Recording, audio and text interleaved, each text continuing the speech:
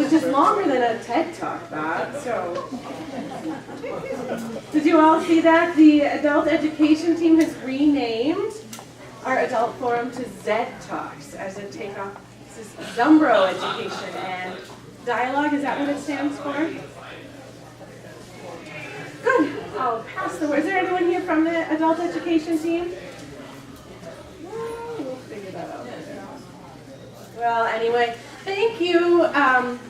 Thank you for coming to check out. I kind of turned some of the lights down because most of my storytelling is all photos today. So as you know, I was given the incredible gift of a 3-month sabbatical this spring and summer, and I am of the opinion that every profession should be given such a gift because it is just, it's a gift. That's what it is for rest, for Sabbath, for learning, for so many things. So I'm not going to tell you about everything that I did in those 3 months because it's only a ZED Talk and I only have 45 minutes. But I am going to spend some time talking about the month that I spent in Tanzania. As many of you know, one of my great passions is the partnership that we have with Yambi Lutheran Hospital in rural central Tanzania. And so I went for a month all by myself. Longest I've ever left my husband and 3 sons alone. They did fabulous. They had a really good month. I timed it so that I got back right after the last day of school, so that once they were home for the summer, then there I was. So some of you may have followed my blog post, so you've seen some of these things. So I'm just going to start first by some of the lessons that I learned. I learned a whole lot by traveling this month by myself. So I'm just going to take you through this top 20 blog post that I shared with all sorts of pictures. All right, here's the first thing. There's nothing quite like waking up with the roosters, having time to sit and slowly watch the sun peek over the trees, and drinking a fresh pressed cup of coffee. Serene, beautiful, delicious. So this little cottage here that I found is at a resort on the coast of Tanzania, right along the Indian Ocean. So here was my view as I sat and had my morning coffee. And I've gone to this resort twice, once to scout out where I would spend some sabbatical time, and the second time to spend, I spent almost my first week there just reading and studying and resting and biking, and there have never been any guests. They always tell me we're full the next day, but I've yet to see another guest there besides myself. Oh, see, there's mine. I know, isn't that just beautiful? And this was work you were doing? I read so many books, Dr. Phil.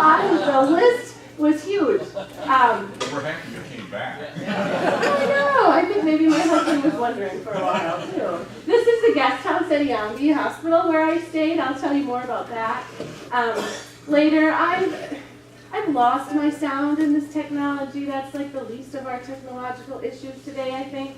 So I want you to imagine me at the guest house having my coffee, listening to the roosters wake up and the sun come up. It was just the most beautiful part of the day. Okay, this is a very important lesson. Don't walk in front of the big satellite dish during a football game on TV at the local pub. I thankfully did not learn this the hard way. I watched everybody else do this. This is one of those things when we go as a whole group, I experienced things differently when I went by myself. I could just sort of go and be a part of other things because there was just one of me. And so one night I thought, well, watching soccer is such a big deal in Tanzania. I thought, well, I want to check this out. So here I was, the TV that you can see glowing. I mean, it's a box TV, probably this size, and I think everyone had to pay like 20 shillings to watch it. Once the game started, they came around with a little bucket, and that's the equivalent of like a penny or something to watch the game. I was the only woman there. And the only pastor there, I'm absolutely certain of that. Always carry toilet paper in your purse. Always. Some lessons you do learn the hard way. But after a few weeks, it doesn't really matter what kind of bathroom you encounter. We humans are adaptable, and my leg muscles are stronger. So I want you to know that I actually have a much longer list of lessons learned that I will keep private just for those ladies who might travel with me in the future. I will never forget, Sue Jenkins never told me about the bathrooms in Tanzania until the first time we pulled up to a gas station, and she just looked at me and she said, "Oh, Lisa, by the way, face this way for this, face backwards for this." And I don't know if you remember that, Sue, but I sure do. But in case you do want to ever travel with me, I promise you, this is what most bathrooms look like. It's just while kind of traveling and on the road that you run into more African-style restrooms. Oh, this kind of became the mantra of my whole sabbatical. We all need days when we can wake up and say, what do I want to do today instead of what should I do today? And it took me a while to kind of live into that because, I mean, you all know this. When we're used to a structured life and to-do lists, it took a long time. So sometimes I just did what I wanted to do. I had lots of lovely dinners. You will notice, honestly, I spend most of my time with men, just because those are the people who host us at the hospital. The majority of the pastors are all male. This gentleman is Pastor Henry, and I adore this man. He's always been around, and he's hosted us before, and so I enjoyed dinner with all sorts of people. This is our good friend Bashiri. Bashiri is our driver, and he also he was my driver for the month, and instead of taking one of the big company cars, this was his personal car parked right there. And so sometimes when we were done working, we just take, we didn't have our bikes with us here because I finished teaching at the seminary that day, and it was a long day, so we relaxed for a safari and a pineapple Fanta. Okay. Buying a bike in Tanzania is one of the best ideas I've ever had. Exercise, fresh air, a chance to see parts of the country I would have never seen, and perhaps the best way to get out and live among the people in the village. During the final days of my time in Nkungi, more people yelled out Lisa as I rode past than Mzungu. So Mzungu means white person. And honestly, it's really it's met with a great deal of honor and respect. But I was even much more so aware of how very white and different I was because I was completely by myself. You know, I think when we go with a group of 4 or 8 or 12, it's different because we have one another. And so I would take off on my bike through the village, and I mean, you would hear these little echoes of Mzungu, and then everybody would come watching. That's what it is. So these were the roads that I biked on, which has a little something to do with all the back and arm and muscle issues I'm having right now. These were the roads by the coast. It was still the end of the rainy season when I arrived, especially along the ocean. And so after biking this the first couple of days, I did not think that buying a bike in Tanzania was the best idea I'd ever had. But I got there. You just never know what you're going to pass. Sometimes you wait for boats. This, I don't know. The music, unfortunately, won't play, but the video might. So one of the things that I loved about having the bike is that I could get into parts of the village where I've never been before. This was along the coast. This was in what's called a Swahili village. And these women, I wish I had video a little sooner, they were preparing for a wedding celebration. And so right before this happened, all the women arrived with this large basket. And in the basket they had rice or beans. And they all came and they shook these baskets and they did this beautiful dance together. And it was all about community, because the whole community came together and they were providing the food for the next day's meal as everyone came to the wedding. And to watch all of this happen, and the kids all sat and watched everything, was really fun. Now, the cottage where I stayed was probably, I don't know, it was at least a half a mile to a mile away from this, but we heard this party until I think 3 in the morning. It just kept going, but it was so fun. This is what the majority of the paths looked like around the village, around the hospital that I spent most of my time on. So I got there. If you followed my blog, there was one time I got lost, and that was not a great experience. However, most of the time I could hop on my bike, and as long as I could see the tall cell tower that was next to the hospital, I would be just fine, and I knew I would be able to somehow meander my way back. Plus, if I didn't go too far, everybody in the village knows who I am, and so they could send me back to where I was supposed to go. Look at that. I tried to time it so I could go down this one path as the sun was setting every night. It was so gorgeous. So I've been to Nkungi probably 6 times. Bob, have you ever been to this part? The pump? Yeah. Yeah. Well, I've never gone along. You've never walked out the way in the last 2 years. Yeah, we have to. It was so fascinating. This is where there's more moisture, there's more water.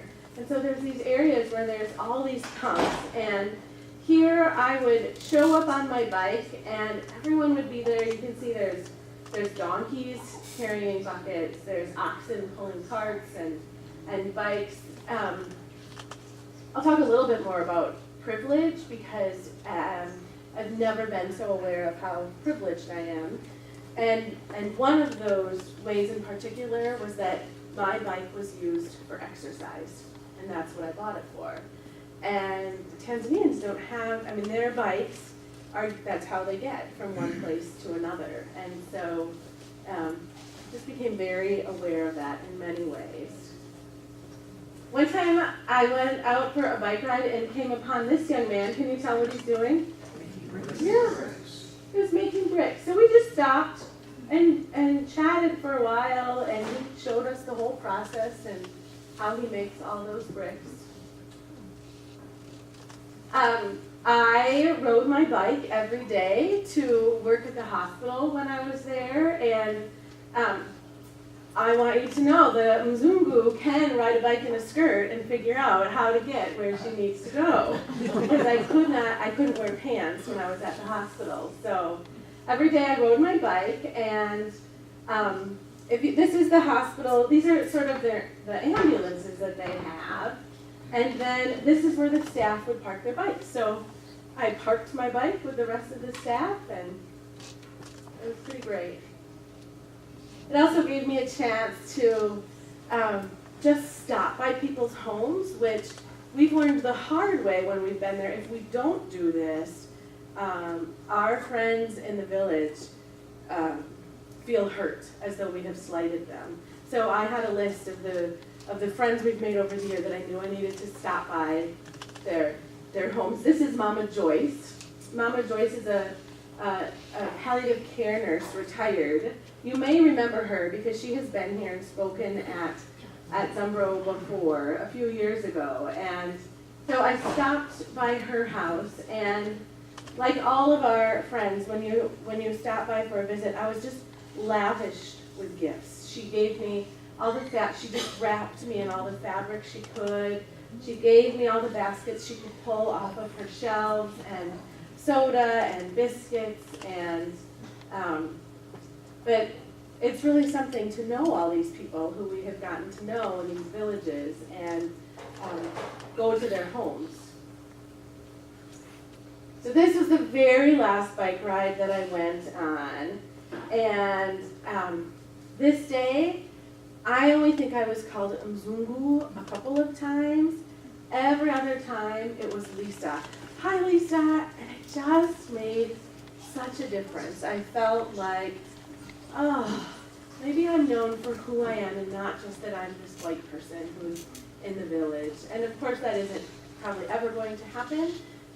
It certainly changed after spending the better part of 3 weeks there versus, 5 days when we typically go. So I was riding back to the guest house, and these two women yelled out my name, and they said, come, come. And they had this bucket of guavas that they were selling. But they weren't trying to sell them to me. They wanted me to sit down and eat one together with them.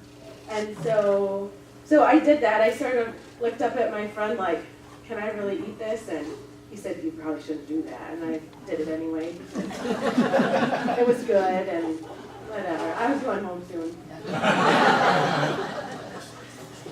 Oh, people are good and kind and generous. It's possible to love and be loved by a new friend even when you hardly speak the same language. So this is Neema, which means grace, and on the far right is Regina. Neema is the head cook for the hospital, so sometimes she would be there to make my meals, but Regina is the caretaker of the guest house, and so she made all of my meals, washed all of my laundry. She was the most wonderful woman. She spoke, maybe 10 words in English, so she spoke very little English. And for the first week or so that I was there, my friend Bashiri had gone back to northern Tanzania to be with his family, and his English is he's a great translator, but I was left without a translator. And so I'm actually really glad that happened, because I had to learn even more Swahili, and she became my great teacher, and she would not hand me anything. She wouldn't give it to me until she said what it was in Swahili, and I repeated it back to her. And so, and then there were a couple of days, there was one day when I was really homesick, and she had seen me crying, and I was just sad. And then she cried. I think she felt, she's just this beautiful, beautiful woman, and it just made me realize how we can be friends with people when, it seems as though we have nothing in common, but we're children of God and have much more in common than we don't.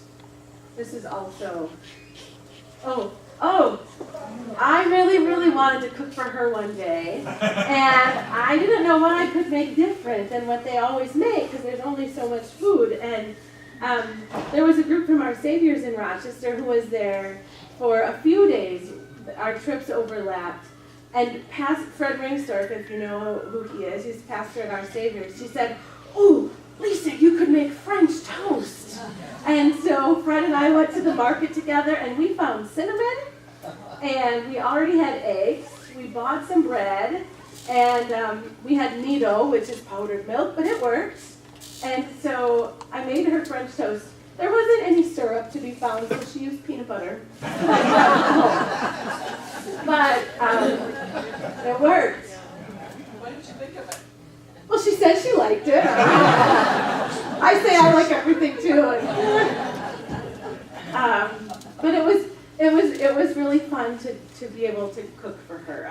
It was probably more for me than anyone else. But and this is our good friend Delphina.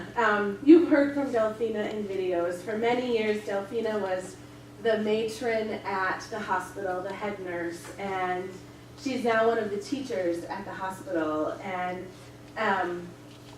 she is this wonderful woman. And so, I would say she has become a friend, and someone whom I can confide in while I'm there. And I think many of us really, Sue and Delphina are very close also. She's this beautiful soul, and so she took me to her tailor, and she'd have me for dinner and just come and visit. She probably called me on the phone about once a week, just just to say hi and check on our children. Okay, I did learn this. Jesus sent the disciples out in pairs for good reason. Life, leadership, mission, ministry, it's all better with a partner you can trust. But wow, do I feel like a stronger person after this month on my own. It was very different being there alone. In the beginning, the Tanzania ministry team folks were getting a lot more emails from me, I think, just because I needed to have conversation with people who understood some of the things I was experiencing. But there have been more than one occasion. I was tubing down the river with some friends, and a few right before school started, and all the moms got stuck. Anyway, and I just looked at them and I said, if I can live for a month by myself in Africa, I can get us out of this situation. And I did. It's way more fun to shop for clothes in Africa than America. I have a tailor in Tanzania, and how many of you can say that? I was going to do a wardrobe change, but I barely had time to take my alb off in between worship, so I'll wear my African clothing some other day. So here's Delphina. This is her tailor in her little shop right in the middle of the village. And I would go, and you can see just like, years ago, you'd pick out the dress that you wanted. She didn't write any measurements down. She kind of measured. It was all in her head. And then I'd go back in a couple of days. Yeah, I don't know if I'll ever wear these. Yeah. But I will tell you, so like this is how they sell the clothing, just like that. That was the first picture. But this down here, I think she probably charged me maybe $7 US to make this whole gown. I did wear them when I was in Tanzania because it made them all happy, and I felt awkward, but whatever. I could probably count the number of bookstores in the entire country using my two hands. This is profoundly sad. Education is privilege. Let's use it for good, people, and be thankful for the opportunities it opens for us. I tend to, when we travel to Tanzania with a group, I always bring a stack of books, and it's very clearly an aspirational goal because I never get close to reading all of them when there's so many people. So I brought a great stack of books, and I read almost all of them when I was on the beach that week. And so I thought, well, I was going through the capital city, and then I had to go through 2 or 3 other very large cities in Tanzania. I thought, oh, I'll just buy some more books. I don't have books in the country, and we don't realize how privileged and lucky we are that so much education and learning is right at our fingertips. And it just made me profoundly sad. So then I began searching for a bookstore in every city that we went to, and I found 2, and they were both Lutheran bookstores, and all they had had some theology books for pastors, and they had and then they had like the primers, the textbooks for the children in their schools. By the way, if you're looking for a great book, Strength in What Remains by Tracy Kidder. I don't know if you've ever read that. A gentleman training to be a doctor who escapes Burundi and Rwanda during the time of civil unrest and ends up in the U.S. Very good book. Okay, so like I said, privilege. I became so very aware of my privilege. This is Bishop Alex, the bishop of the synod. I spent a lot of time with him here. He has the nicest car that I've seen in the entire country. And so I rode with him on a long drive one day. I went to this meeting in a city called Tabora, which was probably, well, it should have taken us about 3 hours to get to from the hospital. Sat down for this meeting, and it never started, and it never started. And then all these cameras came in. the press was let in, and one of the cameras was always on me for the entire hour that the cameras were there. And then all of these military men showed up, and of course, I have no clue what this is for. This is supposed to be a joint meeting of the churches and the governments and how they can work better to provide for hospitals and schools. Okay, so then this guy shows up. I have no clue who. Eventually, I learned that he is the regional commissioner of the district that we were in, which Googling taught me that he's the equivalent to our governor showing up at this meeting. Gave this big long speech. I could tell parts of what he was talking about. This was at the beginning of my time there, so my Swahili wasn't as good yet. Every once in a while he would switch to English and he would look right at me as he was speaking. Then it was time to break for tea. And so I bet there were probably 35 people at this meeting. There were probably a dozen bishops of every variety, 20 pastors, and 10 teachers and other staff working in these institutions. And so I'm just kind of hanging back with the people that I came with to go through the line. And Bishop Alex came and he grabbed me and he pulled me to the front of the line to take all of my food, and then I was to go to this reserved patio. And they had reserved a place for me right next to this regional commissioner. This is his highest ranking official. This is the Catholic Bishop of Tanzania who was there. And this gentleman on the right is he is the Bishop of the Tabora region in the ELCT. They were they were lovely. He asked me all sorts of things about America. And all I could think was the only reason I'm sitting here at this table is because of the color of my skin.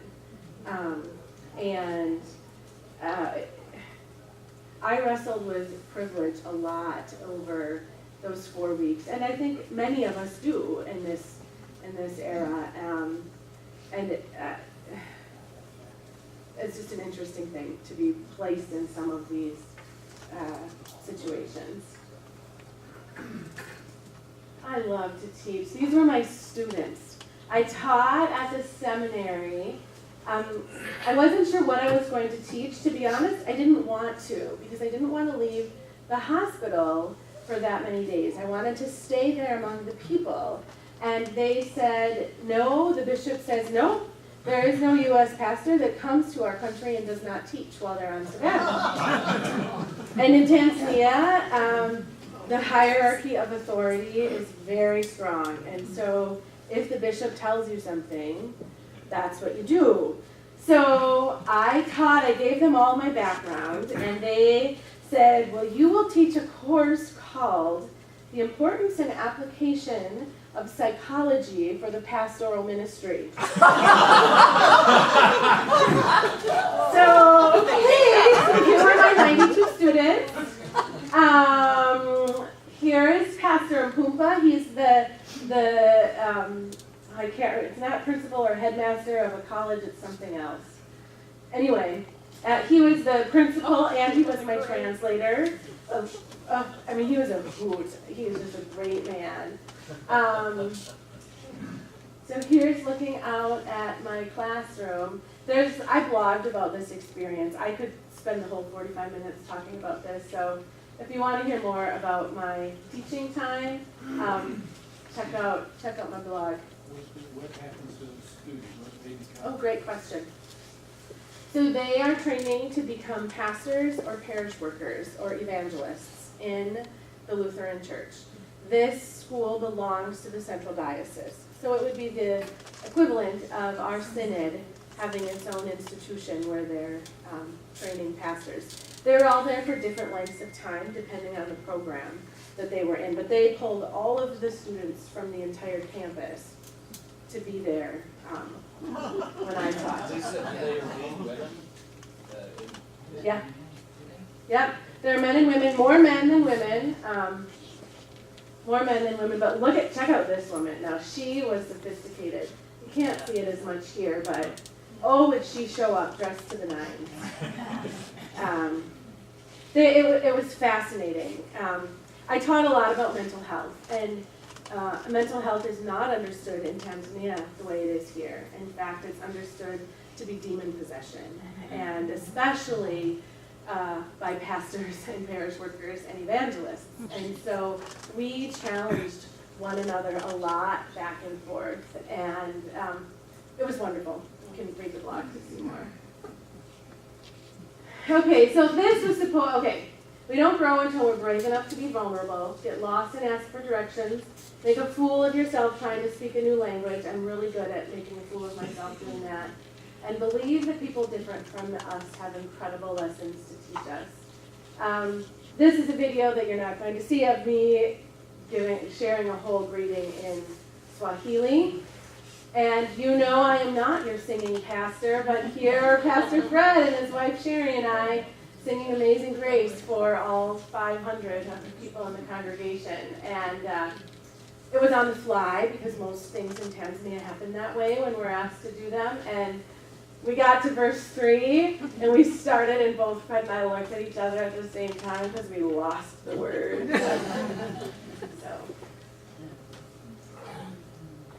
I'm so aware of this right now. We need to stop moving through life at such high speeds. I'm just flying through this. Slow down, smell the roses, watch the sunrise, listen to nature sing, stop and take a picture. I pulled that car over more times than I could count because I had to take a picture. Take time to delight in God's crazy, beautiful creation. I'm convinced that it is only when we do this that we can discover all that God is calling us to be. See how I wrote that last one? All that God is calling us to be, not do. I learned how to rest after all, and it was quite amazing. Some of my favorite moments were while sitting in front of my guest house and watching and greeting the people walking by. I hadn't realized that one of the things I really struggled with was watching these women do all of my laundry. When I was right there, I could do it myself. They didn't have to serve me, but that was their job. And also, nearby, back at my house, my mother was doing laundry for 3 teenagers and a husband. And anyway. So these were these chairs I just pulled out in front of the guest house, and people would just stop, and we would visit. This is an oxen and his cart going by. These children would just stop and giggle and point, and they want me to take a picture with them. This I really learned being there by myself. Culture shock is real. And you don't know when it's going to hit you. Even when you know the people, you're in a good home and you're among friends. The feelings of being in a distant place can be overwhelming. When it happens to you, listen to your body and don't be afraid to seek out what you need. All eyes were on me all of the time. And when we normally, all eyes are on all of us when we're there. But it's different when you're sharing the gaze with a group of people. And I felt safe. I was at home. I had friends. But there was one day when I had this sense to run away like I've never had before. And I said to my friend, Sherry, I said, you have to get me out of here. We have to go right now. And then he didn't respond to my text message within like 10 minutes. And so I started packing my suitcase. And I wasn't going to leave forever. I was just going to leave and go to a hotel in Singida where nobody would stare at me. Or at least I had hoped no one would stare at me. And he didn't answer for like a whole probably 15 minutes. So I had all of my bags packed and they were on the front step, and he pulled up in the car and I pushed them all in the back seat, and he just looked at me and he goes, just stop, Lisa. And he made me go back in the house, and he explained, and he said, you can't just leave. Culturally, you will offend all of your friends here, and you can't do that. And he was absolutely right, and I'm glad that he was strong enough to tell me what to do. And so we stayed. I couldn't even leave, so we played cards all day inside the house. And then the next day, drove. It worked out well. I could plan all of my teaching lessons. And this was a lovely hotel. It wasn't that I needed to get away from the conditions. I needed to just be among, just not be stared at. In the village, it's so small that they're all watching me. It does go that. There we go. This is the view. Isn't that beautiful? This is the Singidini Lake and this pool. So there I sat and planned all my lessons planned for the next day. All right, a hot shower is good, but a couple of buckets and a gas stove is a pretty close second. You can really, and there was a hot water heater for the shower, but it only worked a couple times. But the stove always worked. Music connects us. Sometimes it's familiar hymn tune in another language. Sometimes it's dancing to Bob Marley in the kitchen with the cooks. And sometimes it's driving across Tanzania and introducing a good friend to the Dixie Chicks. So, I put on over 1,000 miles in this car, and so I've made it through a lot of different playlists many times. When Tanzanians would greet an elderly person, they would say shikamoo, and the elderly person would say marahaba. Well, I had to learn this because as a white person, everyone would greet me by saying shikamoo, and then I would say marahaba. But I learned that if I could learn this respectful, how you say this in the culture, and when I used that greeting to Tanzanians who were my elder, they would just beam. And that became really important to me. So learning those little idiosyncrasies in the culture that it's so easy for us to miss are important. Oh, Sabbath, rest, time off, vacation, whatever you want to call it, we all need it. I've said some of this. Even God rested on the seventh day. I think Vern pointed that out today. We're not that important. Our bodies and minds need the rest, and we're better for it. Would somebody please remind me of this in September? Actually, I probably should have said August. And then lastly, I've been healed. I didn't realize I longed for healing, but God found me here in powerful ways. And I don't think it could have happened without the loneliness, rest, laughter, stretching, or discomfort that I've experienced here. God finds us and welcomes us home, even when we don't realize we've been lost. This was just a beautiful experience, and I thank you from the very bottom of my heart for giving this gift to me and to my family. It was just an incredible experience, so thank you, thank you, thank you. I'm rushing through this because I really want to get to the EMB hospital update. Now, what time am I supposed to be done? 10:25, I think? I think that's what I read somewhere. 35 to 20? Oh, good grief. Okay, so I am so very proud of our partnership with EMB Hospital. I'm going to start this update today, and then I'm going to begin next week's forum by completing this update, because there's some things I just really want to share with you. But I know there are some people who are on the Tanzania ministry team here. Will you stand, please? Some have left. There we go. Okay, so Bob and Jan Vetter, Bob and Sue Jenkins, and Mike and Julie Newman, and there's a few others from the congregation. And I want you to know how hard this team works. We meet probably once every 6 weeks or so, and international cross-cultural accompaniment ministry is really hard. And this team guides our congregation in this partnership in powerful ways. And so I want to, I just want to recognize their work, because we do all of this together. I'll just start with a couple of the highlights from my time at the village. About 4 or 5, 6 years ago, we've stayed at this guest house several times. The last time that we stayed at the guest house, it was infested with mice and very sick bats. And I'll never forget the time I was writing a sermon and had to climb onto a chair and scream for Bob Jenkins to come and save me from the sick bat that was coming towards me. I said I will never ever stay there again, ever. And Pastor Manasseh, who's now the director of the hospital, insisted that I stay there this time. I had a backup plan just in case, that he promised me. But he said, no, you must stay in our home, and I have renovated it for you. And not just for me, for many groups that they have staying there. And oh my goodness, did they do a beautiful job. This was my home for 3 weeks. So this was the living room and dining room. That was the window, those curtains were where I looked out at the sunrise every morning.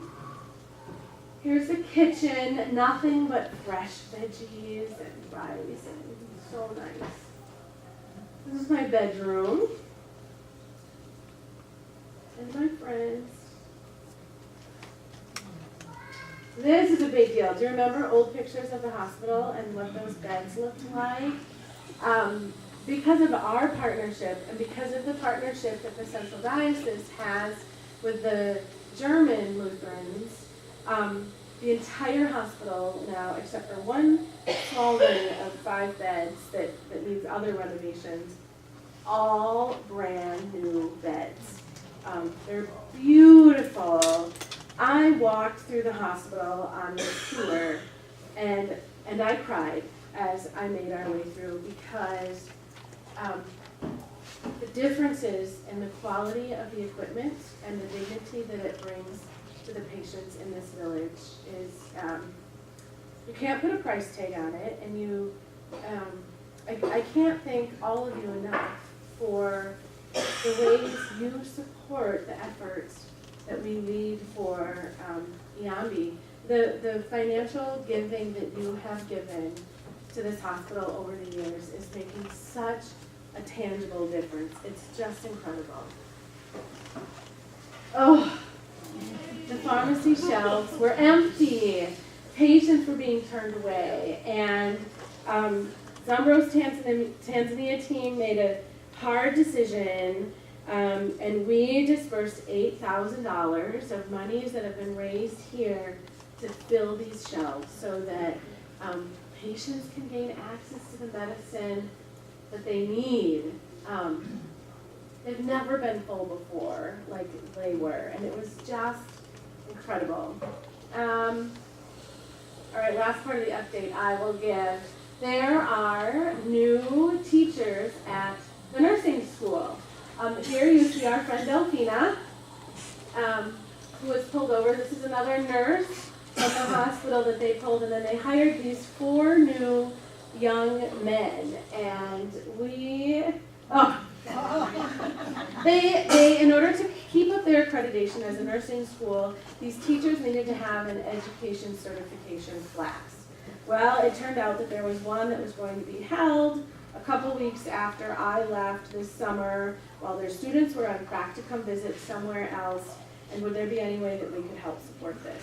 So I had a conference call, the Tanzania ministry team and I had a conference call. I got up at like 3 in the morning, and they got me on video at like 8 o'clock at night here, and we decided that we would support as a congregation from the funds that we have training for these teachers. And so this is Ulumbi, she's the principal, and this is when I told her that Zumbro would partner with them for this, and she went like that. I told her, and she put her hands up and she said, our God is so good. And then she cried, and then she prayed out loud, and it was just incredible. Most of the people over there will not see most of the people over here, but our friends at Iambi consider all of us their very good friends. So it's pretty amazing what we can do. I'm going to have to pick up here next week. I did do a lot of research while I was gone on the impact on faith and life of short-term mission trips. I sent a survey out. I heard back from 130 former Zumbo mission trip participants. I had 86 pages of single-spaced responses to sift through. Really interesting stuff. So I hope you'll come back next week because I'm going to finish the hospital update and share with you what I learned in that research. So that's it for today. I think it's probably well past my time. Let's close in a word of prayer. God, I give you such thanks for the gift of sabbatical that this place blessed me with this week, this summer. God, may our efforts, especially our partnership with Army Hospital, seek to praise you and to serve your people.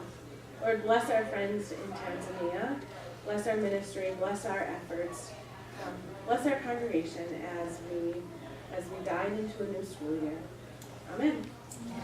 Thank you.